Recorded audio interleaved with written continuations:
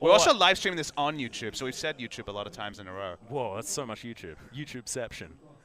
Huh. Well, we're actually well and truly through this champion select, so that will be back up on your screen very, very shortly. And as I say it, it's in fact right now, as MVP versus BBQ will resume with game number 3.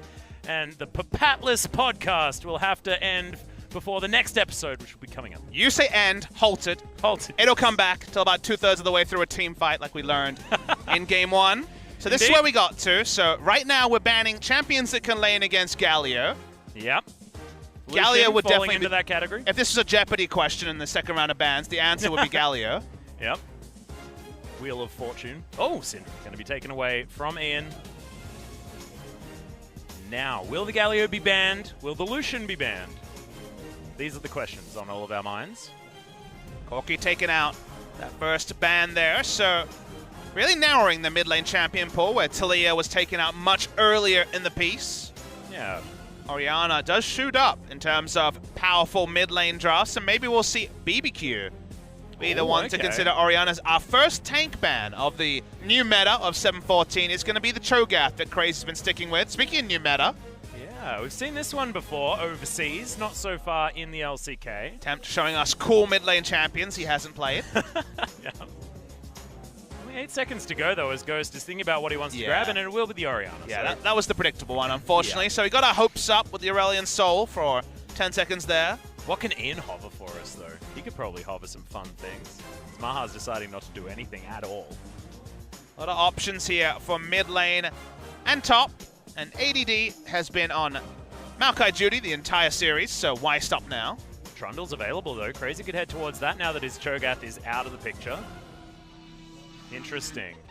Trundle would be very powerful into the Maokai. We have it confirmed it's a top lane Maokai, and Trundle does well. Not always win rate, not always the highest win rate, because it's honestly a lot about how strong the remaining 4 of your team can play while the Trundle's winning the split push war. With the Trundle banned so much, this would be a great opportunity to lock it in for the side of BBQ. Okay, Totoro, what is he going to grab? So yeah, once again, double damage from MVP. Is Renekton being looked at, but it just doesn't look like a Trundle to me. I want it. So far, so much Trundle play recently, Khan playing it yesterday. At the last second, they will move away from the Renekton, who doesn't do fantastically into the Maokai, and it will be the Jarvan. So just a super hard engage comp for the Orianna. But it feels like it's more based around 7-13 play patterns of burst than the consistent damage Orianna. That was such a treat in game 2 from Ian. So it's burst only from BBQ. Consistent damage after the first rotation of spells is down for Orianna and Jhin is very low. So it feels like they've kind of all overthought this situation, and the end result is that BBQ, unless they can get some significant snowball going in the early to mid game, may find it pretty damn hard to puncture what is, okay, not multiple super tanks from MVP, but still a Maokai, who is about as tanky as can be. Yeah. And I feel like it's a little bit of a cop-out comp. I know it feels bad to say on the side of BBQ, but they decided to pick sort of the easy engage option of the Jarvan, instead of going for like the more 1-4 flavor of the Trundle towards the top side of the map, which has been harder for a lot of our teams here in the LCK to execute this season. But the Trundle is just so strong. We saw, like you said earlier, also we saw Smeb on it earlier on KT. Certainly has been something that has worked and certainly works out against the Maokai, but see whether this sort of move back to very standard teamfight composition with a lot of engage that BBQ has. It feels like the team with the most consistent damage in the mid to late game has won consistently in this series. MVP has that. If they can control the early game better than game 1, they got a big advantage. Yeah, Wombo engage, also something that will work out relatively effectively is let's hop into Summoner's Rift and find out.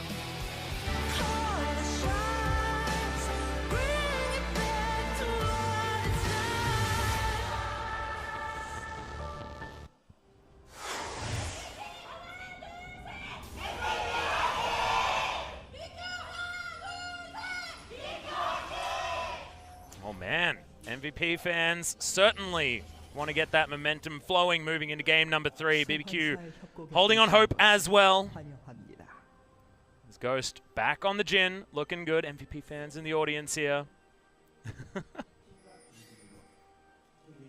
Okay. See whether anything will change, Papa Smithy, in the early game. There was some cheese by BBQ game 2, which was exciting. It looks like 5-point defense system from everyone now. And it's still Doran's Ring Jhin, so that prediction reigns true. Woohoo! Teddy's done another thing. He's made this a meta starting item for the AD carries, the Jhin in particular. Mana sustain and early push power on the Dancing Grenade, the reason if you missed game 1 in that series, why we see Doran's Ring Jhin.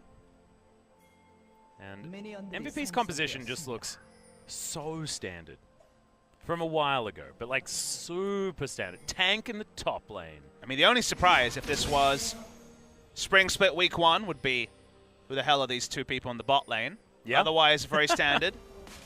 Yeah. Could have certainly been a year ago, something like that. A couple of years ago, perhaps. Scales really, really powerfully. Xayah 3 items, Victor 2 items, Maokai will be unkillable. Yeah. A lot of things to ruminate on there, and I imagine Beyond will be going Cinderhulk into the Knight's Vow to help out the Xayah.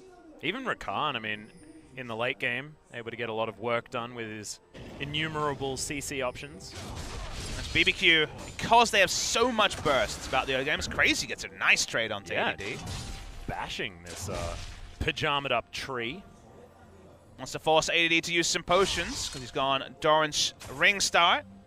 Doesn't want him to get value out of sap magic, so force that first potion pre-level 2. Oh, it doesn't even get the minion. Upsetting. Doesn't have the landing damage anymore. Exactly. That was an old Maokai tactic that ADD tried to utilize. We'll throw it into the brush, and now be much more about doing harass damage and push damage. Yeah, the Bramble Smash will help him try and clear out more of these minions as well, so Crazy just utilizing his advantage level 1. Almost something exciting to talk about is ADD. You mentioned Sap Magic, being able to bring this one all the way back, but had to use both of his potions. And you notice that Crazy actually had to take the Golden Aegis level 2 because the harass from the lane sapling play into the brush was denying him just going for the quick flag and drag. Didn't want to go for an all-in. Didn't know how many saplings there could be in the brush if he went for an all-in play, and thus went the safe route. Well, Bless was considering the top lane, but the push of the wave a little bit too strong, Crazy. So ADD would have to be dove. It's not something the Gragas wants to do at level 3. MVP shoving things forward. Remember, it was Kalista versus the Jhin last time around. Now with the Xayah, looks like Maha is a little bit more confident. You get a lot more lane presence out of Xayah Rakan than you do in most Xayah lanes. The Rakan can even look like a decent trader, and you have the level 1 cheese option of going for the Deadly Plumage first to go for strong harass. So with double ranged auto attacks, able to push in Jhin, who may be better with the Doran's Ring, but still is Jhin when it comes to trimming a wave in the early game. Still, as far as killing minions, absolutely on par with this particular lane. ADD is the only one who has been hurt by the early all-in, where he was zoned away from the first minion wave to 2 minion waves when it came to actually getting last hits, and thus is about a minion wave behind his opponent, Crazy. Yep. Is it like, you know, the Maokai lanes of old, where it's like, just don't die and it'll be fine? Or is it a little bit different now that we've reached the new 7.14? I think definitely against the compies, against burst damage, armor is going to get so much value. It may even just be a... I don't know if Thornmail's the right call. You could go Thornmail and you want to because of recent changes, but Jhin, not a regular, reliable auto attack AD carry, and I guess Jarvan is to some extent. Okay, Bless does get the last hit onto the big Raptor, but because the first itemization will be so clean, and you can go armor and just try to either Twisted Advance through the shockwave or ignore Orianna's damage, that because armor gets such high value for Maokai, I think the first purchase the lane gets a lot better for ADD. It might even just be the Righteous Glory. Yeah. Well, at the moment, just clearing out minions underneath the turret seems just fine for this Maokai. Crazy, well and truly in control. The back is being gained. So ADD, I think, got to the right gold total that he wanted to. As standard getting in the way. At least there's no gank for ADD to be worried about. Use the last bit of his first back. Use the last bit of his mana, Crazy, to do that. So AD not worried about any all-in potential and has his own interruption, like throwing a cat at the way of crazy. This is at least top side, so once these teleports do come back in towards the top side of the map, he might go for some sort of gank to stop ADD's fun times. So the first item is going to be the Bramble Vest coming through from ADD. So it is about the Grievous Wounds and also reflection damage on auto attacks. Means those all-in plays from Crazy are lower value.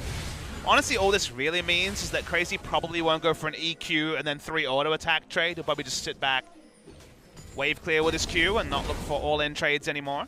I feel like it's fantastic against Grasp of the Undying, giving up the early Bramble Vest, though. Sure. Less regen on the proc. Feels very, very good. And he's now able to get that shove in as well. So at least ADD was able to take control of the minion wave for the moment, able to move himself towards the river and get some vision down if he can. The new Thornmail, to me, is the gold standard as to why we have this tank meta on patch 7.14, because I'm sure some people track the notes and they're like, okay, well, I can see Cho'Gath. Cho'Gath got better. He got buffed. I can understand why Cho'Gath's in the meta, but Maokai had no direct changes, right? Yeah. In this particular patch, and it's the accumulation of items over time. The Righteous Glory, now stronger with great build path out of the Glacial Shroud that you always want to build as a tank, and gives you that mana and HP to lane pretty strongly, even if you're not going for the Catalyst first like you used to. But it's also the Thornmail, and Atlas, I think Thornmail is a pretty insane item, because consider that if someone has Thornmail completed and you auto-attack them, specifically as a lifesteal AD carry, which is the person you're usually building a Thornmail against, you're taking 25 magic damage with a ratio of 10% of bonus armor, and you're having Grievous Wounds on you for a second, which is that reduced healing from lifesteal, and your attack speed slowed by 15%. Like, it's just the worst day ever for an auto-attacking champion to hit someone with Thornmail. So Thornmail no longer being just armor, having health, so thus being even stronger against mixed damage because you have a bit of health, makes it just so damn strong an item that I think alone, over time, it shifts the meta by itself. Plus, there were changes to tanks to make them better. And between those two things, the tank meta is here. Yeah, and I think that the main thing that you mentioned was the Grievous Wounds situation. Because you just never had Grievous Wounds to tank before. And also, what did you build against a tank that built a Thornmail? You built Lifesteal, so you could counteract the Thornmail with Lifesteal. And now you still have to. That doesn't work. You still have to, but you feel so much worse. Yeah. And you die in fights where previously you would have been safe. So directly buffing tanks and also tank itemization over the course of a couple of patches just getting way better has meant the tanks are here, and we were speaking about it between games. The tanks are easy to play. That's the other thing, is that you get directed CC on a Maokai, you can turret dive, you don't need to play nuanced 1-3-1s with a Jace when you can just dive turrets when you're ahead as tanks. So especially if you're one of the weaker teams macro-wise, which you would level at both BBQ and MVP, going for tanks is the right move, because let's say you don't go tanks and the enemy team does. If they get ahead, it's so straightforward for them to close the game that you might just lose straight up because you didn't opt into the tank meta. Yeah, when are you going to make this tank meta flowchart? It's a really depressing flowchart. Oh, in go the kitties! It's not going to find Bless, though. Crazy tanked that one up. He didn't even bother to use the cask. Didn't bother to use anything. ADD didn't bother to flash. Oh, fantastic. Nobody in that part was committed to what they were. That's like a theater production where everyone's half-asking at the same time. Yeah. That everyone thought they were better than this engage. Uh-huh. It's like that party that you plan, and then you just, like, once it comes around, it's like, really what you want to do is just to be sitting at home watching a movie or something like that. So everyone says, no, I just don't really want to come anymore. And you're actually just like, oh, that's a shame. But really, you're totally into it. Awkwardly, you're hosting the party, but you're also half-assing it, so you go to a friend's house to watch Netflix as your house is having a half-assed party. Yep. Feels bad. Oh, feels so half-assed, man. Okay, Maximaha getting zoned a little bit by the lurking cow. Where's the Moo Cow Alistair skin? I don't know. We could have had so much cowbell this game. We could have had so much cowbell. Instead, we got none. If you think about it, in the tank meta, you have more time to use the cowbell. I'm biased towards MVP now. Maha actually gets engaged on. Grand Entrance finds nothing there as Max unable to get onto the cow as, ooh, the double grenade from Ghost, getting some value. Serrated Dirk in his back pocket as well, but Maha got the ideal back with the BF sword. Yeah, unfamiliar with Serrated Dirk, which I imagine you guys largely watched LCS and know what's going on 7.14, but Just to be clear, Serrated Dirk now, it's about if you kill an enemy, which includes minions, then your next spell does more damage. So Dancing Grenade does an extra 40 damage, which is pretty sick if you can get the amplified damage by last hitting a minion with it. Does it retroactively add the damage as well with Dancing Grenade? Because you know the execute value of, Dancing Grenade. I'm not sure when it's calculated. That's a very interesting question. Yeah, I know for when sure. It's calculated I know for sure that it interacts with the bonus Bouncing Grenade damage as it's in flight. Yeah. But I don't know if it is retroactive. If you kill a minion as it's bouncing when the damage calculation comes through, I want to say yes, but I'm not 100% clear on that. So do I. It does make Serrated Dirk work extraordinarily nicely with Jhin, if that was the case. It really needed to get better with Jhin, Serrated Dirk. It was already just a bit of a problem, so now it feels great. And lethality is calculated on your own level. We saw the Duskblade in the earlier game, so if you're snowballing, you get more lethality, which is nice. Well, bot lane. Yep, there's the grand entrance. We've got a lot of damage coming out from Maha as well as Ghost is being ignited. There's a Featherstorm and First Blood once again to Beyond. This time around, Totoro, Blade Caller not there for Maha. Doesn't actually have the mana, as there he does. Pulls it back in.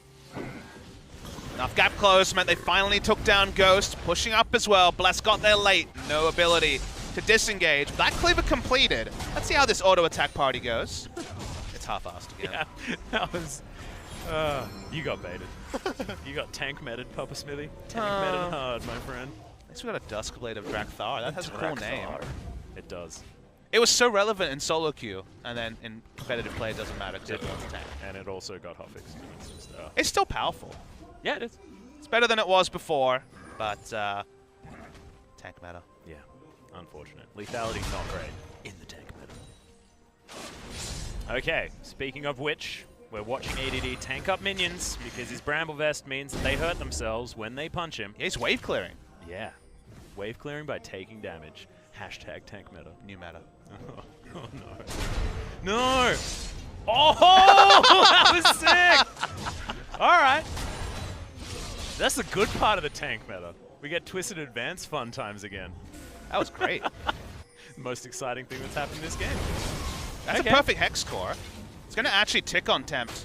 I thought for one more tick, but not enough. At the same time, MVP taking the first Drake of the game. It is that all-powerful tank meta Ocean Drake. Oh, the tank meta Ocean Drake. Feels so good. Now BBQ move themselves back after just letting that one go. Get back into this lane and continue what has been a slow early game thus far. Good First Blood to go down, but didn't really net MVP that much. Not a lot of considerable damage on the turret has been done on that bottom side of the map. Tempt, despite taking that Chaos Storm, was still able to grab his blue buff and head back to this lane to help clear out this minions. If we check in on the creep score for every single lane, it is going to be the advantage for Crazy to the tune of about 20. Totoro taking some damage on the bottom side of the map, gets knocked up. Unbreakable Will has been used and maxed. A little bit baited, but Battle Dance gets himself back out, as well as the quickness, so big cooldowns used. Trade of ultimates, though, as Totoro used the Unbreakable Will. Thought he might be pincered on. Yeah, got 3 versus 3 down here. Who's trapped with who? Yeah, I don't know. Tank meta. I think ADD's winning trades, and he doesn't even have the completed Thornmail yet. And he's also winning the tank meta because he's a tank. True. I mean, I think Crazy will probably go on the tanky ebb. Jarvan was the defining top lane pick in patch 7.13. Yeah, champion this is pool a quintessential battle, isn't it? With like basically 7.14 versus 7.13, given the fact that BBQ's composition could have been seen in the last patch. Just remember that 7.13, not all of it is gone. Longzhu will still run Jace. Teams will still experiment with split pushes, but we're on the lower ebb. You're looking for reliability, and Maokai will always do Maokai things. One item, if it's just a Righteous Glory, still going to be relevant to Maokai. Not much has changed, even if he doesn't have the AoE damage reduction he once did. Yeah, and you're also looking at, like, ADD, his early game felt absolutely abysmal because he just got level 1'd by Crazy and then shoved out of that wave, but it just seems like it doesn't matter. Even now, he's clawing back as far as farm, he's got his Righteous Glory, and it all just reaches some normalcy because the Jarvan and the Gragas, even together, can't kill him. And that's a great CC combo, normally, in what was the 7.13 meta. And the bouncy castle is single target now, as you no longer have the AoE knockup on Beyond. There is knockups. Okay, never mind. Not a massively consequential one. Oh, Bless could interrupt the back here. You saw nothing. I'm just going to walk to the bottom. Only way that could have been worse if he's flashed onto a ghost. Yeah, I know. Oh, he would have had to stand there for a little while. Do you remember Crazy trying to clear that ward in game 2? Oh, sad times. ADD will come down, help try and punch this Rift Herald. But he ain't got a free back. And they know that Bless is down here. Pings onto the Gragas as he clears out the ward. Beyond will be able to pick up the Rift Herald without any counter at all. And MVP now, with all of the river control thus far. Oh, look at that. Sick trades on the top side of the map between Crazy and ADD. And the Xayah and the Victor both happily scaling up. Maha doesn't need to go for incremental buys. Been sitting on most of an Essence Reaver for a while. I think he'll have the Zeal completed as well. When he finally goes to shop, extended laning phase suits MVP just fine. Most of BBQ's options are strongest at 1 to 2 items. Whenever you're forcing a Duskblade AD carry to sit in lane and wave clear against an Essence Reaver AD carry, you're a very happy man. Oh yeah. Now it just feels like we're going through the motions. The Rift Herald has now been set up to charge this bottom outer turret. We'll at least get the charge off here, but they'll deal with it. Does do some meaningful damage to that turret though. BBQ have to send multiple members down. Know exactly where Bless is, and it means that now MVP able to just continue farming in the other lanes. Got a 10 CS lead now for Ian, who's turned things around after what was somewhat of a struggle in the earlier stage of the game. And ADD, did you see that turret shot? Yeah, did nothing. It just feels so good when you're laning against a physical damage dealer as Maokai, but honestly, you know, it used to always be like, oh, I really want to build Spirit Visage to abuse Sap Magic the most. Yep. And then Sap Magic's got changed. You don't actually get as much value because you get less procs of it. But then you just move into Righteous Glory, into, at the moment, the Bramble Vest, but eventually the Thornmail, you'd imagine. You feel just as good given how strong Righteous Glory is as a build path. And if what you want is just that Grievous Wounds, it's actually okay to sit on Bramble Vest for an extended period of time, given the fact that Thornmail, as far as stat efficiency, is only at about 70%. It's not an item that you feel fantastic picking up. In the late game, reliable. Against an auto-attack AD carry, again, a good thing. But in this particular game against a Jhin, I can agree. But against a crit AD carry, I mean, Ghost will be building crit. Like, the Infinity Edge important. Fourth auto-attack will be important. So, still going to be doing a bunch of that damage. Cold Steel will be helping out with Ghost, lowering that damage. Against a Jhin, attack speed, again, not a massive. It's a flat damage nerf. It is. It is, Atlas. Yeah, I get excited about these certain things. If you don't get excited about things other than the action and tank meta, sometimes you get a bit depressed. You know? I like the tank meta. I've warmed to it. Over this series, I felt like I was being a little bit cynical, but now it's just, it's calm and content. My brain could be really slow, and I'd still be able to effectively commentate a team fight in the tank meta. Well, silver linings, huh? Yeah. Well, BBQ are going to go for the least important Drake, Infernal Drake. It's definitely no Ocean Drake, Atlas. Oh, it's no Ocean Drake. Or a Cloud Drake. Imagine tanks moving faster. And now we've got the engage. Max actually flashing away from this one as Bless taking some damage. Maha getting himself into a great position as there's the grand entrance. Good double shockwave though as Max moves himself out of the way. In go the Kitty Cats. And EDD is able to set up for that kill. Nicely done as Tempt. The only one to fall down, but now it looks like Ghost is in trouble. Ian gonna zap him to death with the Death Ray. BBQ, despite the fact that they started the Infernal Drake, wasn't enough, and they're going to lose that as well as 2 of their carries. Crazy. Beyond's going to cancel the Q, and ADD's just going to tank up this turret. They get the knockback, and at least Crazy gets himself out of the way, but MVP take down the mid-outer turret, start this advantage moving up very, very quickly. And BBQ may have started the Drake Atlas, but they did not have their top laner in position to actually impact the fight. Maokai got in there, was able to commit to the fight, and Crazy was zoned basically the entire time. Was a non-factor. MVP got easy access to Ghost and Tempt. They both died, only 2 members of BBQ to go down. No damage meant no extension of the fight for BBQ, and MVP maybe going for the reverse sweep in this series. Able to get the reliability. The moment the early game went better than expected, we're getting closer and closer to 2 items on the 3-item carries from MVP. It's definitely gone better than expected, especially for ADD, who bore the brunt of the early game being very one-sided for Crazy. Yeah, and also got a fantastic ult setting up for that kill on Attempt, who did get a good 2-man shockwave, so it's not that Tempt played the fight poorly, just the setup felt a little bit better for MVP. Max gets himself out of the way of the Baron. Got quite angry, him and Beyond. And now it feels like MVP go back to this laning phase setup. It's actually going to be switched upside down, given the fact that Dragon did just fall, so not a lot to be defended on the bottom side. But the setup comes in. MVP now looking for their last remaining outer turret. Max lurking in the brush. Ancient Coin on the Rakan was always pretty popular in the LCK when other regions were going for the Spell Thief's Edge. The big change this patch is that you no longer get the extra level. You now get the basically the old Captain's Boots effect of having 8% extra movement speed moving towards an ally, which is pretty sick. Call it Tailwind. It is pretty sick. Yeah. Okay, it's just going to be brute force. Gravity Field comes in there as Ian is actually looking for Totoro. Featherstorm comes in as there's the quickness, charming everyone up, and they take down the cow. And then just settle with that. I like that, just utilize the quickness instead to deny any follow-up damage. He didn't have flash, but still was able to do quite a lot in that particular fight was Max. Engaging and disengaging aplenty. He also has a Righteous Glory. Oh yeah. Turbo Rakan and Turbo Maokai, both in the same game. Pretty fun. Beyond has gone full tank. He has learned from his mistakes of game 1. I like how Ian has gone as anti-tank as possible by picking up second item Lichbane.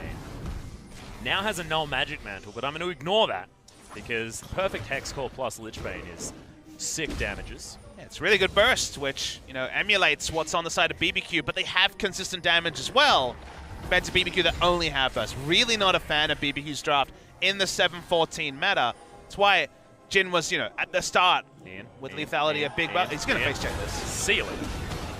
That's going to be a lot of CC, and Ghost does have the damage. It's just a casual gravity field. And yes, probably going to be feeling a bit sheepish after that. See what BBQ can actually gather from this, because Ghost has that minion wave moving towards the top outer turret, but it's above half health. They have at least Beyond hanging around. Not able to really set up any vision at all, though. So while they know they have a numbers advantage, double control ward on that side of the map for MVP, so it's going to be at least slower and more effortful when they go for this turret take. Not going to be dissuaded because Zaya's showing in the mid lane, so they're not really feeling any threat in the top lane. Yeah, they got a lot of minions here as well.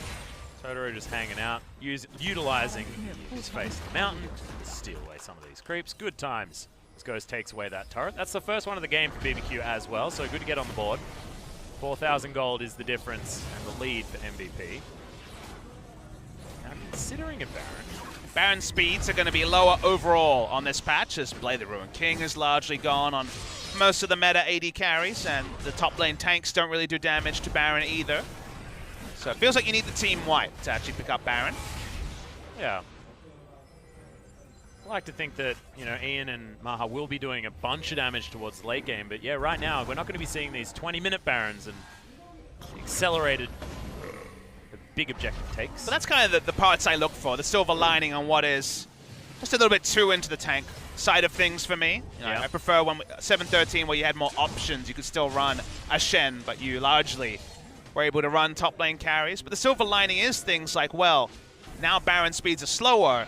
What does that mean in terms of where vision will go down? The teams that use that scouting report to put vision in more valuable areas. But then there's also the question of, well, if you see a week of no vision around Baron because people won't expect the 20-minute Baron, you could try a cheese Baron as well. So the flow-on effects of such a severe meta change are felt in things like Trundle coming out of nowhere as a big pick, of Janna actually being powerful on this patch at disengaging tanks. So there are going to be flow-on effects, even if largely what we're going to see is some very extended team fights. Yeah.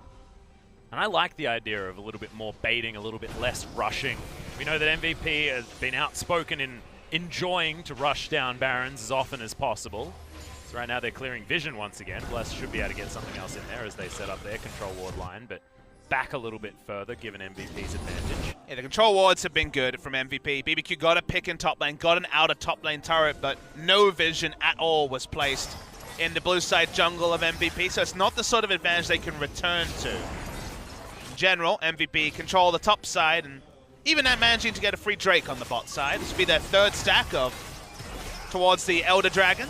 Will be one more Drake spawning though. Yeah, generally something you shouldn't be able to do here as well is ward heavily on the top side of the map and then still get objectives when you don't necessarily have the vision for it, but MVP not getting punished by BBQ whatsoever given their lead, given their just general map control, and should even be able to take this blue buff at the same time. Problem is that only now, as they walk up to the blue buff, do they get enough information to safely put 3 people top side. Ooh, trading knockups.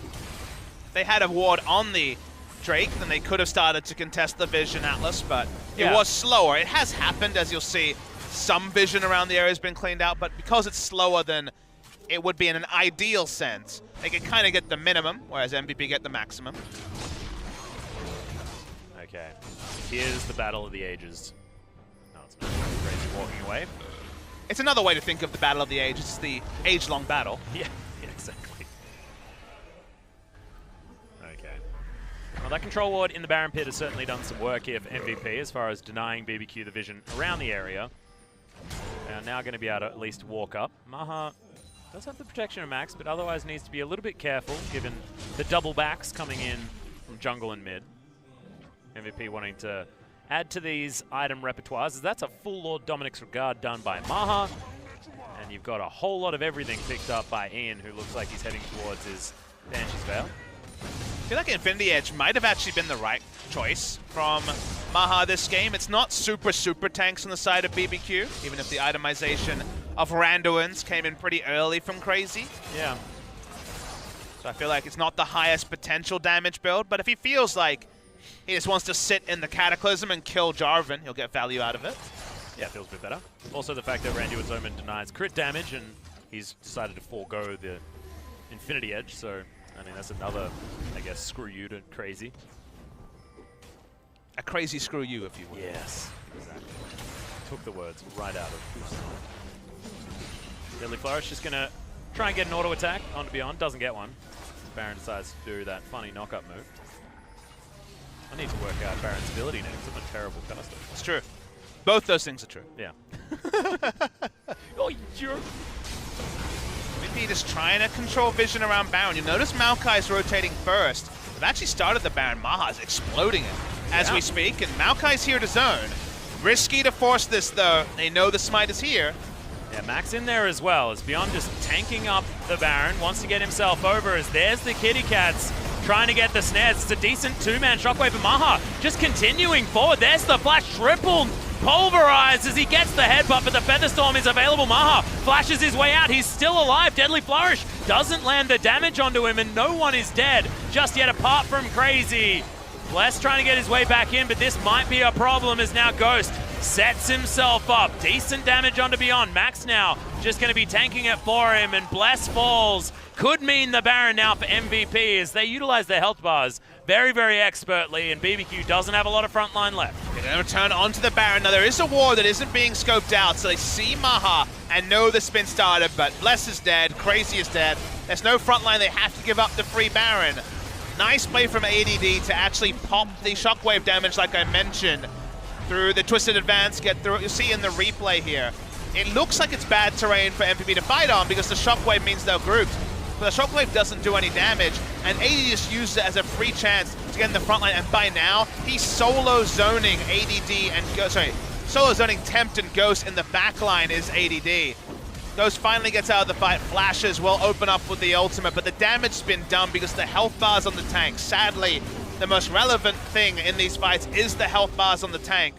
ADD solo zoned out both damage dealers, and he won them the fight. Yeah, the curtain call, dramatic music was just not the best feeling, as now BBQ seem to have set themselves up to take down Maha. There's the shockwave, perfect timing from Tempt, as it's Ghost that locks down the kill on the big damage threat on the side of MVP.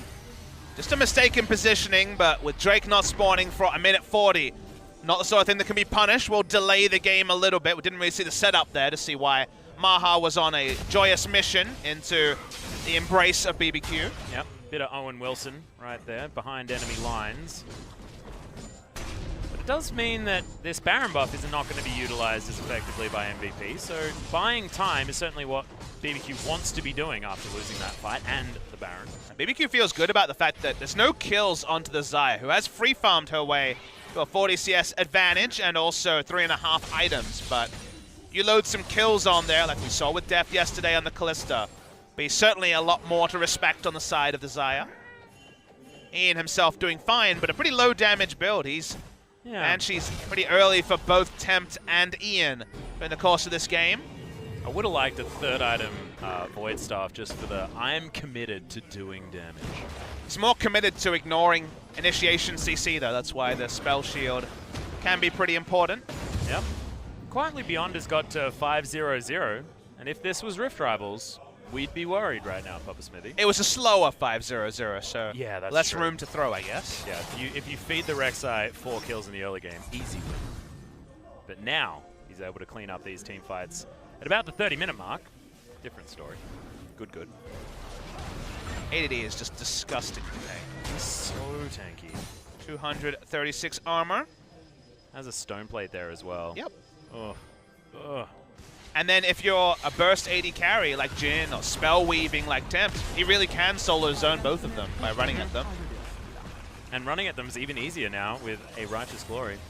He's had that since the start, but you're right. Yeah. Item in a great spot balance-wise for people who can abuse it. Maokai, Skarner, who we saw from Score, Rakan, pretty common buy on him as well. Depending on how you want to talk about it as well, I mean, it might be in a bad spot balance-wise because it feels a little bit like it's gone the other way. But it wasn't the fault of the buff to that item. It's everything else that happened in the interim has made it look even better. Yeah.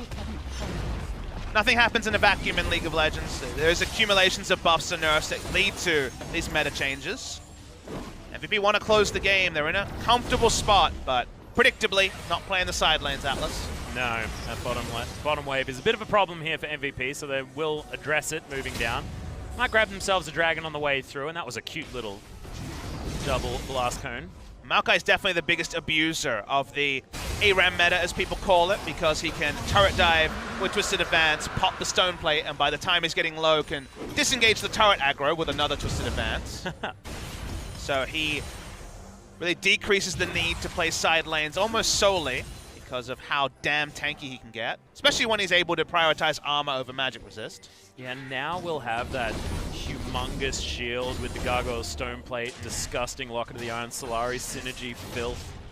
Did I say enough ways to say that is a disgusting combination? I liked you calling it filth. That was very distasteful of you. It was distasteful, though. It makes you feel a bad taste in your mouth. One day he'll have a thorn mail, too. Not fun. Not fun to be the opposition. How does ADD have so many things that synergize so disgustingly well with everything a tank wants to do? Whereas Ghost is super good at killing Maha in a side lane, and maybe even Ian, but I feel like Ian would burst him faster than Ghost would burst him. So, not convinced on the Jhin pick. There was a reach from BBQ on that route, or maybe even a misread of the meta, which, you know, it is day 2 of the meta, so it wouldn't be that unheard of. And Ghost did make it work in game number 1. Just different composition. As oh man, MVP. Bad luck when it comes to the dragons. Double Infernal instead of the double Ocean opportunity. Ugh. Being a bit facetious in this particular game, they do have 2 real damage dealers, yeah, but gotta work on our meme game. No, but it's. I feel like Ocean Drake has gotten such a bad rap for so long that I just feel like if there's any way that we can give it any props at any point, we definitely should, because it'll be starting to feel bad for itself. And we don't want that. We want to have dragon parity, so at least all of them pop out. Equal opportunity, Baron lovers. Yeah, exactly. Drake I'm all lovers. about equality when it comes to League of Legends dragons. I'm more of a consecration. Oh, God. That's brilliant. Get the Hearthstone references in there. The control ward line, triangle almost of control wards around Baron, is pretty brilliant from my mind. I was talking about how the game is largely played in these control wards, so MVP is certainly ready for 1 minute's time. But will they have to attend to their side lanes and give up some of these control wards is a question that might be raised in the next minute or so. Crazy's doing his best to answer those questions as well. Papa Smithy pushing out that bottom wave. Still an outer turret there. Outer turret in the mid lane still up as well. Of course, only one that BBQ have got to. And not quite a 10,000 gold lead, but it's getting there. 9,000 is about the tune. If you can keep up your outer turrets, maybe you don't need to be able to play side lanes because the enemy's options to push out minion waves are so limited. Yep. Get that extra dude down there clearing things out. Whoever's chucking those little orbs towards the minions. Does feel a bit like beginner's 714 when you don't even have your outer turrets down. Yeah. I wonder who actually... Is there anyone in the lore that actually chills out in the turrets, like shooting it? Or is it somehow like the turrets are alive as like their own sentient being situation? You know, I've never wondered that. Yeah. You would imagine there was some sort of staff in there. Yeah. But then they don't talk to each other. That's why they never focus down the person who's doing the most damage to them. Yeah, well, they follow a strict set of rules, you know? It's, they're like the wall. They're separate to the wall. Yeah. They have to watch the handbook, get everything sorted out. And they're very good at it. You know, I feel like turrets haven't made Maokai's in the backline, Atlas. Oh dear, the big flanking kitty cat guy in his pajamas. The ultimate does come out. Good route lands as Ghost just can't survive the damage. Decent two-man shockwave, but Maha just takes no damage from it. This Tempt has used all of his summoner spells and he'll be taken down by Ian. BBQ, tail between their legs, will get out of here. And MVP feel like they don't even need the Baron to try and take down these turrets with both of the damage dealers on BBQ dead. There's just no threat to any of these huge damage threats on MVP. And ADD alone answers both Tempt and Ghost because he's able to get onto immobile threats, trivialize them in a fight. No action from Ghost, no action from Tempt, and MVP will go 4-match wins and finally Atlas get themselves out of the bottom two. He was tanking 2 Nexus turrets that whole time as well, Papa Smithy, and gained health.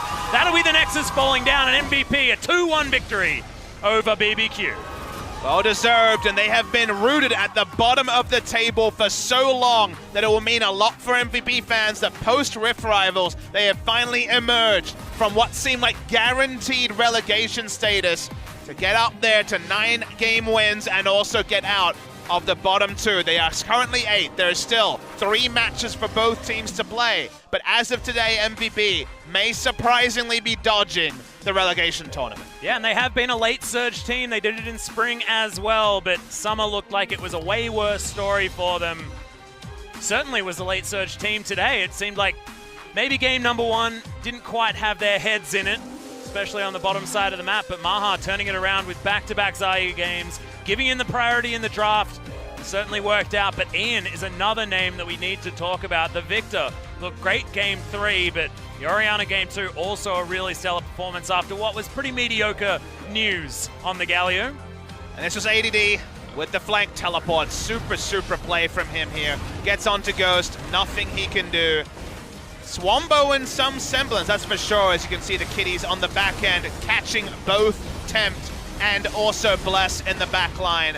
From there, they have a lot of gap close, they have a lot of damage, consistent damage, the difference between the two comps. If you get way ahead in terms of gold like they did in game 1, the burst is fine, but when you get behind, the burst does nothing. Yep, the max ADD Beyond dive combination, friends, certainly worked out well. You saw in that last team fight that we just visited onto.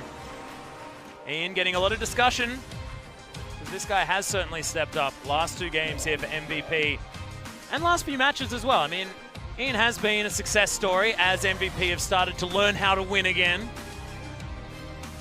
The BBQ, they were showing signs of life. It felt like 7-13 was looking okay at the beginning, but since then have really started to fall back down again. It did feel like they were playing the protect the AD carry comp well, but even this Max's insistence on Taric is a good answer to that if there had been such a comp attempted by BBQ. So BBQ trying to evolve, but being knocked down by MVP in this game. The meta changes and so do the results, and the SKT team in the back waiting to get onto the Rift after this series. We'll hope this is also a sign of fortune for them. First sighting of SKT after the interview, and a short break will be coming soon as damage dealers for MVP had almost no threat on them, so no surprise that specifically The mid laner and AD carry from MVP, Maha and Ian, did considerably more damage than their BBQ counterparts. Yeah, and you have to look at ADD at the same time. That dude did some work, and he's going to be 006 and our MVP for the first time this season. Secret Agent ADD. Where has he been hiding all this time? Maybe the man named ADD previously was a different person, but the tank meta comes back in. And we mentioned this during the pregame. What were MVP good at in spring season? It wasn't always the Maokai, it was usually the Scion, but it was the true engaged tank in the top lane, being able to start the play, and then Ian and other members from MVP capitalizing of it. The meta shifts, maybe it's shifting the way of ADD, because he looked a lot more comfortable in this series. Yeah, and he certainly was the Electravelian, I believe, who was 006 in the GoldenEye movie. Certainly able to secret agent towards the backline. That teleport towards the end of the game, certainly working out. Saving Maha most of the time here as well, so nicely done. Not actually gonna sell out his teammates this time. Just kind of comical watching ADD trivialize multiple damage threats on BBQ, fight after fight. They're doing no damage to champions. Watch how much damage Ghost does to anyone other than Maokai in this fight. I mean, he's just tussled, there's nothing he can do.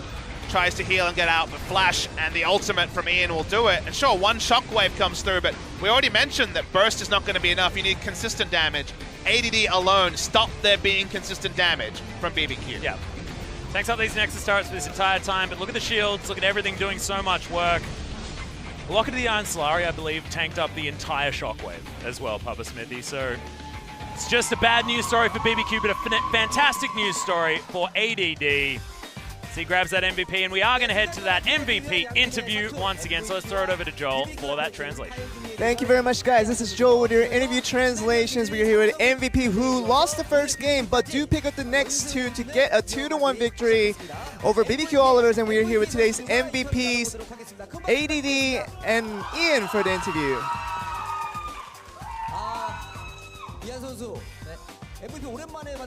Ian, how long has it been since you won an MVP? Yeah, I did get one back in the Longzhu series I had, but it's good to get it again, though. Aren't you pretty happy about the situation? Yeah, I feel like just trying to avoid the relegation is like the biggest hope for us right now. And ADD, it's just been such a long time since we've seen you here. Yeah, I was so lost on how to do the interviews in the first place. It's been such a long time that I forgot how to get here from the booth. It's such a long walk. So yeah, I forgot the usual path that I usually took to get here. So that's how long it's been since I got an MVP. So hope I remember the path next time around. So I hope I get it another one soon enough. And we just cannot avoid not talking about the patch, and this is a big change that you guys seen. Yeah, I think there hasn't been much change to the mid lane, but I think you would really want to talk to the top laner.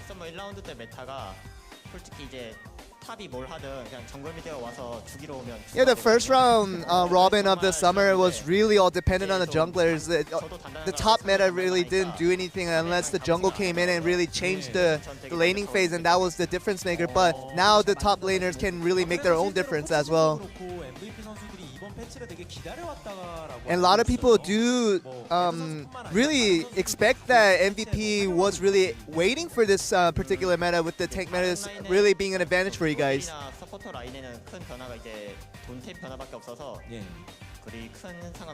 Yeah, I think mid and bot lane weren't really seeing much changes with the new meta, but I think it's more dependent on the top laner and also the jungle as well. And as a team, we like having these tank really hard initiating top laners up top, so that's kind of what we expected. And we saw a very aggressive use of the Maokai today, and they actually prepared with the Cho'Gath last time around. And it seems like that has been really the center of discussion with the current meta change.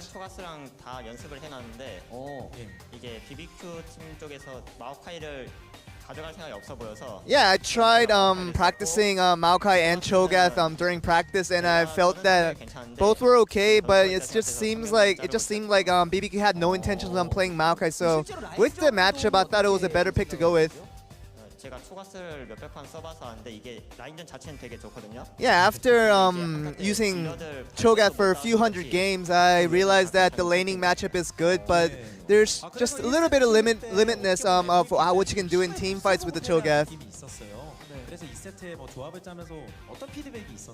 And what was the difference maker after game 1 in forming the composition in game 2? Yeah, after game 1, when the ADC was the only damage dealer in the team, we thought that composition wasn't as successful as we previously intended it, but I think we tried to pick out the balance a little bit better that time around, so I think that was kind of what led to our win in game 2.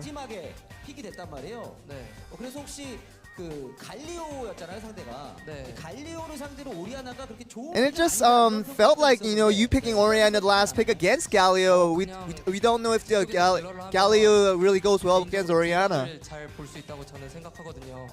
Yeah, I feel like it's personally, me using the Orianna, I have good eyes for using the ultimate, and that's kind of the opportunities that I like to look out for.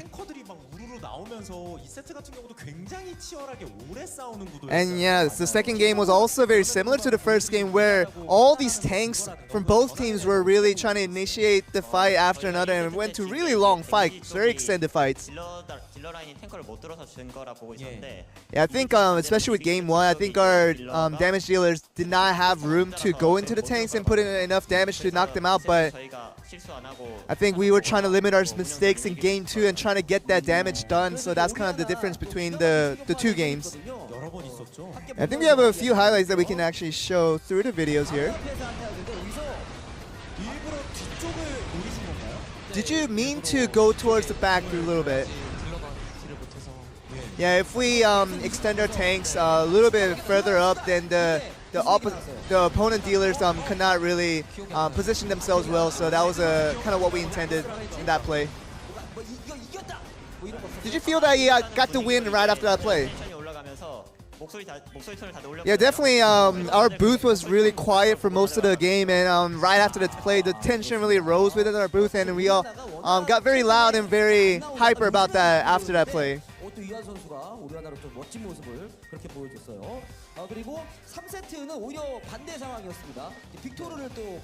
And the third game was kind of an opposite situation, where you picked out the victor this time around. Yeah, I was really aware of the Victor versus Orianna matchup, and since long ago, and I just kind of experimented with it and felt like it was a good pick to go with this time around. ADD, you didn't care about what your opponent picks, you just go with the Maokai, and you just go with it pretty early in the drafting phase.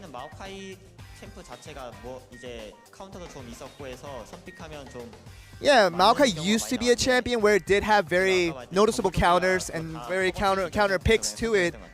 But I think with the recent meta change, there's been a less prevalence of that, so that's kind of why I go with it early. Did you feel like Maokai really adds to the composition, synergy-wise?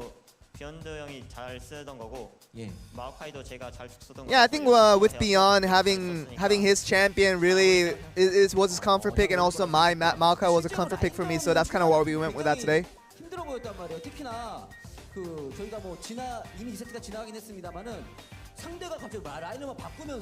And you guys might have been really confused as soon as the game 2 started with the lane swaps and really getting the kill early from the opposition. I think it was a good chance for us to realize that BBQ can, pull off these plays, and they're really full of these unexpected plays, and that's kind of what we have to think about again once we do face them off again. And it just seems like this time around you guys seemed pretty calm after that initial death, and you guys came back through. Unlike the times where you guys weren't doing it as well, but when you had that same kind of mistake, you guys really falter. But this time, you guys seem different. Yeah, I think our really mindset about this whole gaming experience is that as long as we don't make mistakes and do exactly what we're supposed to do one by one, eventually we're gonna get our advantages, and that's kind of what we believed in. And so we just try to keep our mindset strong and our mentality strong as well. I think we have another video highlight we want to show of ADD making this play here. What mindset did you have in going on with this? Yeah, they had to open up a team fight as long as we initiated, so ADD went in strong, made the initiating fight, and we just put in the damage to the right people.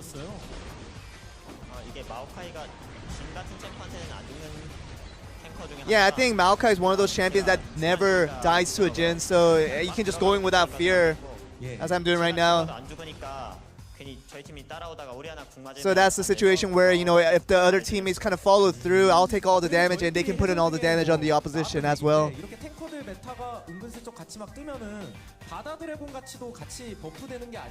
And a lot of people are really speculating that with the tank meta change, the Ocean Drake has a lot more value now. Yeah, I think since team fights are supposed to end relatively quickly, the Ocean Drakes aren't as effective as you think, but I feel like with the laning phase though, it's very helpful with the recent meta change with the tanks.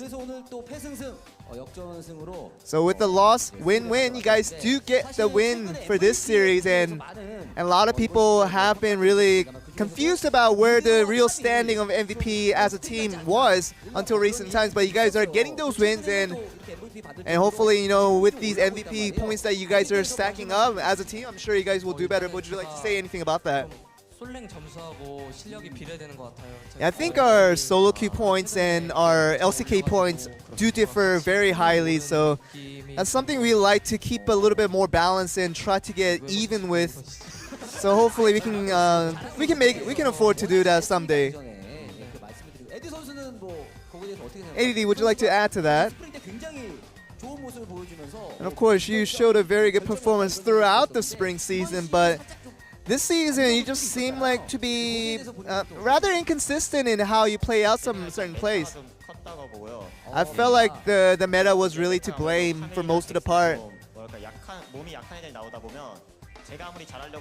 And the fact that, you know, when you have like Jax and Camille that has very weak tanking abilities, and no matter how well I do, if the opposition really goes all in on me, there's no way for me to survive.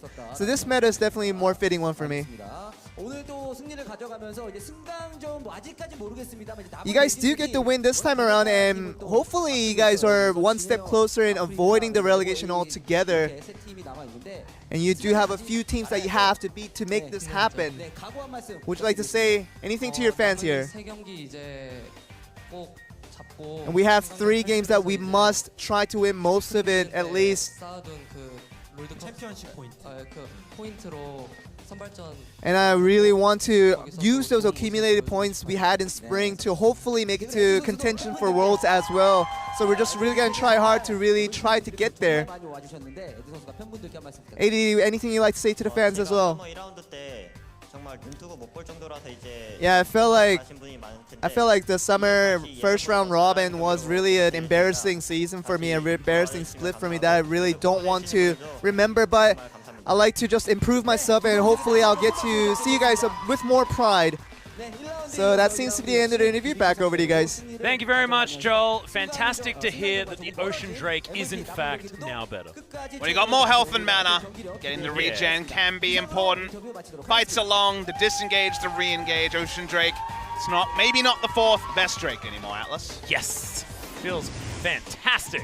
But MVP winning also means they are not one of the bottom 2 teams anymore as well. Yeah. Taking down BBQ, moving to 4 match wins. 8th spot is certainly not safety just yet, but it's a good sign for MVP. And certainly great to see MVP have a pretty awful game number 1 and then turn things around, not getting bogged down, and you heard from them themselves saying that their mentality has improved. So as you can see, that's going to be the switch around. MVP going to hop up over BBQ Olivers with that extra match win. Of course, both of them still with not necessarily the greatest scoreline, but that is absolutely fine. Have an interesting match coming up next. SK Telecom T1. 4 LCK match losses in a row. Facing ever 8 winners, only have 2 match wins on the season. Neither team in great form, but somehow SKT in poorer form. You look at the 4 teams they've lost to, all of them are top 6. So they've lost to good teams. There's no excuses if they lose to ever 8 winners. Yeah, absolutely not. And we mentioned it earlier. I mean, if SKT don't win here, then something has gone definitely wrong with the universe. Something is askew. There is a massive problem. However, I think that they should be able to take down ever 8 winners here, which sets them up for next week. We get our next Telecom War, and they need to try and get runs on the board. About 15 minutes, guys. We'll come back. We'll wrap up. We'll reveal the